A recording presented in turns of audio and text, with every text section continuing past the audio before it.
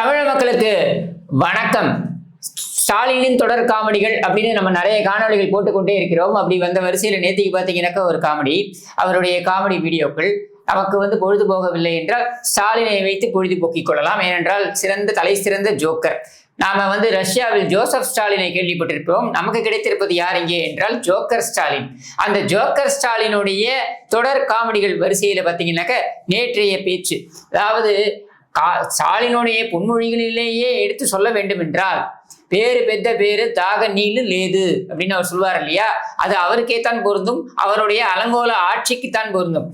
அதை பெருமையாக வேற பேசுகிறார். என்னவென்று பேசுகிறார்? அவர் சொல்கிறார், ஓரணையில் தமிழ்நாடு திமுகவுக்கான உறுப்பினர் சேர்க்கைக்கான மட்டும் இல்லை, இது தமிழ்நாட்டினுடைய மண் மொழி மானம் காக்க எல்லோரையும் ஓரணையில் திரட்டுவதற்கான முயற்சி. பண்பாட்டு ரீதியா, பொருளாதார ரீதியா, அரசியல் ரீதியா, அந்த அதிகார ரீதியா எல்லா வகையிலும் நம்ம மேல வன்மத்தோட செயல்படுறாங்க. ஊதனா அணைஞ்சு போக நம்ம என்ன தீக்குச்சியா?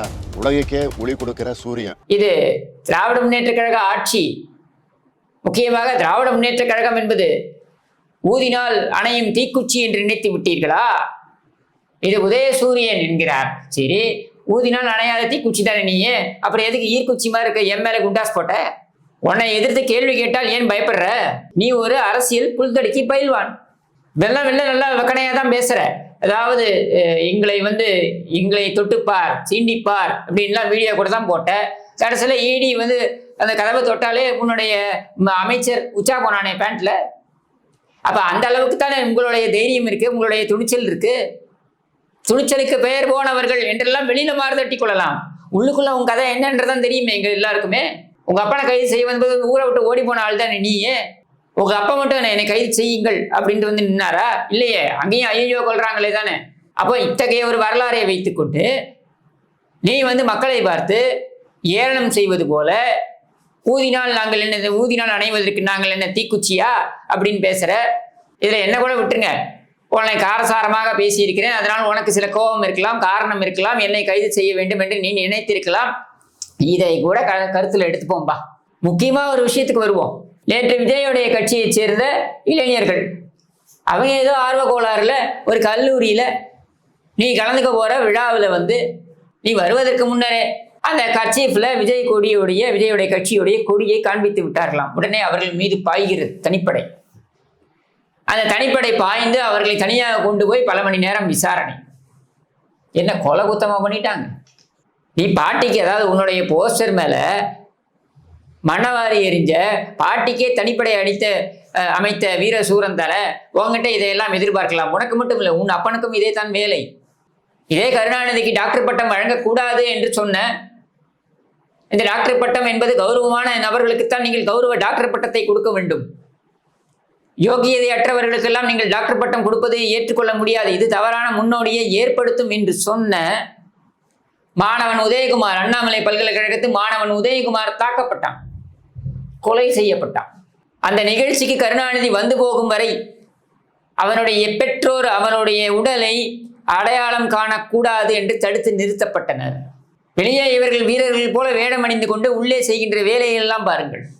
நிராயுதபாணியாக இருக்கக்கூடிய மாணவர்களை தாக்குவது, ஒரு கர்ச்சீஃபை தூக்கி காண்பித்த மாணவர்களை பல மணி நேரம் விசாரணைக்கு உட்படுத்துவது, போஸ்டர் மீது தன்னுடைய வைத்தறிச்சலை காண்பிப்பதற்காக உன் மீது தான் அடிக்க முடியவில்லை, போஸ்டர் மீதாவது அடித்து விட்டு போகிறேன் என்று தன்னுடைய வைத்தறிச்சலை தீர்த்து கொள்வதற்காக அடித்த பாட்டிக்கு தனிப்படை அமைப்பது, இதையெல்லாம் செய்துவிட்டு நீ துணிச்சலாக இதே மக்களுக்கு முன்னால் நின்று எங்களை எதுவும் செய்துவிட முடியாது என்று இருமாப்புடன் சொல்வாய் என்றால் உன்னுடன் இருக்கக்கூடிய அந்த 13 அல்லக்கைகளை சொல்ல வேண்டும். அந்த 13 கட்சி கூட்டணி என்கிற அல்லக்கைகள் இருப்பதன் காரணமாகத்தான் இவ்வளவு துணிச்சலாக உன்னால் பேச முடிகிறது. ஏனென்றால் சாதனை என்று ஒன்றுமே கிடையாது, சொல்லிக் கொள்ளும்படி எந்த சாதனையும் கிடையாது. மீண்டும் மீண்டும் இது பெரியார் பண்படுத்திய மண், இது கருணாநிதி வளர்த்த மண், இது ஈவேரா பண்படுத்திய மண், இது அண்ணா வளர்த்த மண், இது கருணாநிதி மீட்ட மண் என்று சொன்னதையே திரும்ப திரும்ப கிளிப்பிள்ள மாதிரி பேசிக்கிட்டு இருக்கே தவிர்த்து நீ இந்த மண்ணுக்காக என்ன செய்தாய்? 60 ஆண்டு காலம் இந்த மண்ணில் அரசியல் செய்திருக்கிறேன் என்று பெருமை பேசப் போகின்ற நீ இந்த மண்ணிற்காக என்ன செய்தாய்? உன்னை முதலமைச்சராக அழகு பார்த்த எங்களுக்கு நான் அழகு பார்க்கல. வேணும்னா நீ வந்தனா உன் முகர மாதிரியே நான் அழகு காட்டுவேன், சரியா? நான் அழகு பார்க்கல. ஆனால் அழகு பார்த்த மக்களுக்கு நீ என்ன செய்தாய்? எதுவும் கிடையாது. ஆனால் பெருமை பீத்தல் மட்டும். இங்கே இத்தனை அலங்கோலங்கள் நடந்து கொண்டிருக்கும் பொழுதும் ஒவ்வொரு மாவட்ட வாரியாக சென்று அந்த மாவட்டங்களில் சென்று கருணாநிதி சிலையை திறப்பதையே முதல் வேலையாக செய்து கொண்டிருக்கின்ற நீ, மக்களுக்கான மகத்தான திட்டங்களை கடந்த ஆட்சியில் கொண்டு வந்தார்கள் என்றால் அதை கிடப்பில் போட்டுவிட்டு நீ கொண்டு வருகிறேன் பேர் வழி என்று ஸ்டிக்கர் ஒட்டி அதை அரைகுறையாக சில திட்டங்களை மட்டும் நிறைவேற்றுகிறேன் பேர் வழி என்று அதிலும் சொதப்பல்களை செய்து கொண்டிருக்கின்ற நீ நடத்துகின்ற இந்த ஆட்சியை சிறப்பான ஆட்சி என்று நீயும் உன் மகனும் தவிர்த்து வேறு யாராவது பேசுகிறார்களா? இப்பெல்லாம் உன் மகனும் பேசுறது கிடையாது. கேட்டா சண்டை. அதுல அடுத்த காமெடி என்னன்னா, ஓர் அணியாக திரள்வோம்.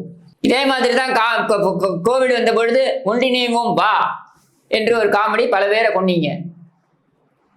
கோவிட் அந்த கண்டிஷன்ஸ் எல்லாம் அந்த ரெஸ்ட்ரிக்ஷன்ஸ் எல்லாம் மீறி பல பேரை கொண்டீங்க. இப்ப ஓரணியாக திரள்வோம். என்ன ஓரணியாக திரள்ற? தமிழ்நாட்டை நீ ஓரணியா கொண்டு வந்துட போறியா? இந்த 13 அல்லக்கைகளையே ஒண்ணுக்கு போனா கூட பக்கத்திலே வச்சுக்கிட்டு இருக்க, எங்கேயா ஓடி விடுவாங்கன்னு. நீ ஓரணியாக மொத்த தமிழ்நாட்டின் நீ அப்படியே சேர்த்துட போறியா? உன்னுடைய மகனையும் மருமகனும் சேர்த்து வைக்கவே உன்னால் முடியல. அதுக்கே உன் மகள் செந்தாமரை தேவைப்படுகிறார்.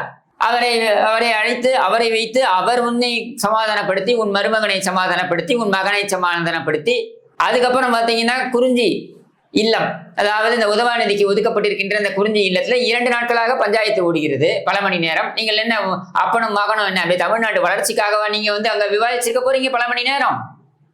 குடும்ப பஞ்சாயத்து தான். இவன் எவ்வளவு கொள்ளையடிச்சான், அவன் எவ்வளவு கொள்ளையடிச்சான், ஏன் மாட்டிக்கிற மாதிரி திருடின, அவன் பாரு மாட்டிக்காம திருடினா, இப்படித்தானே நீங்க பஞ்சாயத்து பண்ணிருக்க போறீங்க.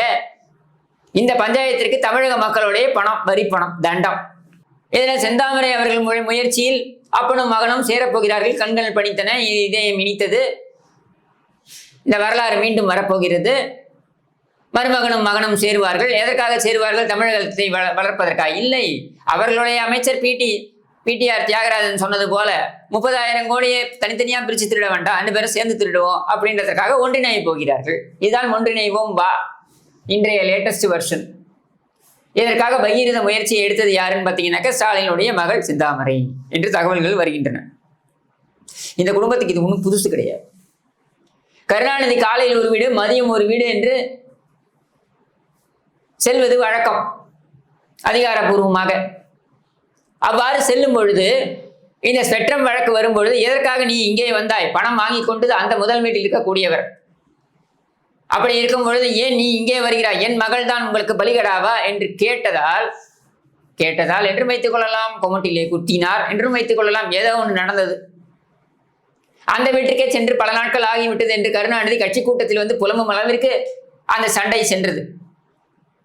இந்த சண்டைக்கு ஒரு பஞ்சாயத்து. இந்த பஞ்சாயத்து யாரு? இவர் முதலமைச்சர். இவர் வீட்டு பஞ்சாயத்தை செய்வதற்கு மூத்த அமைச்சர்கள் படையெடுப்பார்கள். எப்படி இருக்கு பாருங்க.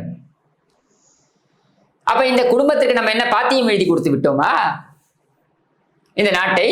இதில் சொல்கிறார், அதிமுகவை அடமானம் வைத்து விட்டார்கள். அதிமுகவை யாரும் எங்கும் அடமானம் வைக்கவில்லை. மானங்கிட்டவர்களே, திமுகவை தான் நீங்கள் அந்த கேடுகட்ட குடும்பத்திடம் அடமானம் வைத்திருக்கிறீர்கள். அதிமுக இங்கிருந்து டெல்லிக்கு ஓடி யார் கையையும் பிடித்துக் கொண்டு கெஞ்சவில்லை, இடியில் எங்கள் மீது நடவடிக்கை எடுத்து விடாதீர்கள் என்று.